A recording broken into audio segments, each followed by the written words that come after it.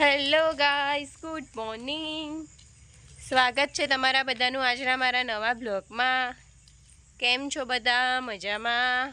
I hope બધા મજામાં જ હશો. તો આજે તો વરસાદનું વાતાવરણ થઈ ગયું છે. પાછું 2-3 દિવસ રહ્યું ખુલ્લું અને મસ્ત સવારમાં થોડો વરસાદ આવી ગયો છે અને ટપક ટપક થાય છે. તો ચાલો ગાઈસ, જઈશું હવે ઘરમાં, થોડું કામ કરીશું. હેલો ગાઈસ, તો જો વરસાદ ચાલુ થઈ ગયો છે બરાબર. જો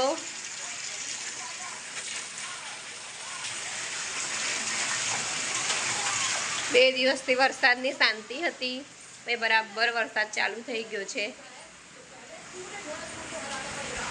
અને આજે મેં મેથી ચણાનું અથાણું બનાવવા માટે અહીંયા મેથી અને ચણા સૂકવ્યા છે. હેલો ગાઈસ, તો ધેનુના સ્કૂલને છૂટવાનો ટાઈમ થઈ ગયો છે, તો હું જઉં છું ધેનુને લેવા સ્કૂલ. અહીંયા હું જોવે છે મોબાઈલ અને રસોઈ પણ બની ગઈ છે. દાળ ઉકળે છે, સ્વાદ થઈ ગયો છે.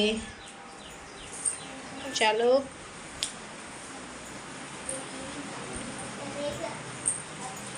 બહાર વરસાદ પડીને બંધ થઈ ગયો છે ગાઈસ, તો થઈ ગયો પાછો ટપક ટપક ચાલુ.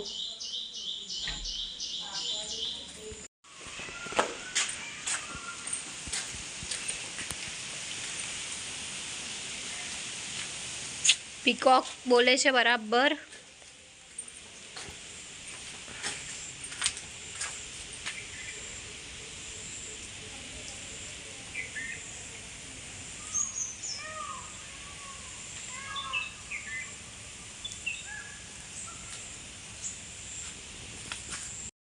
હેલો ગાઈસ, તો બપોર થયું છે અને હું ને ભાભી કરના ફોલે છે લસણ અથાણામાં નાખવા માટે.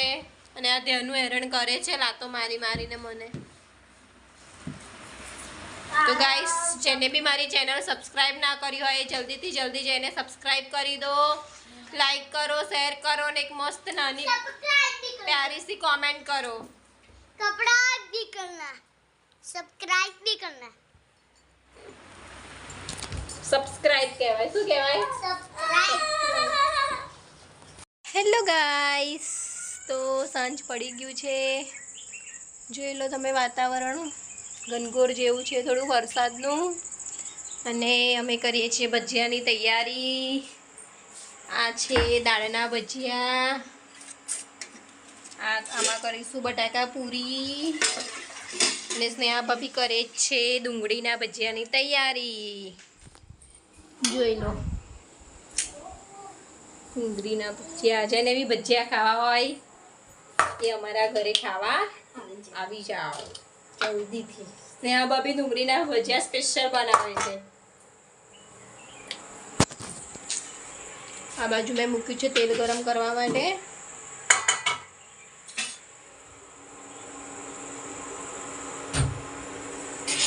ગાઈસ, આ થાય છે દાળના ભજીયા.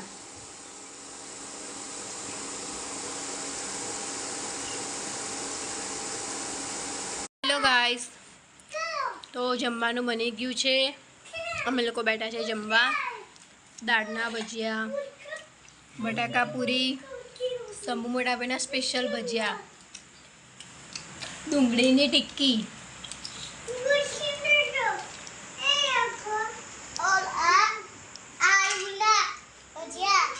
આલુના ભજીયા.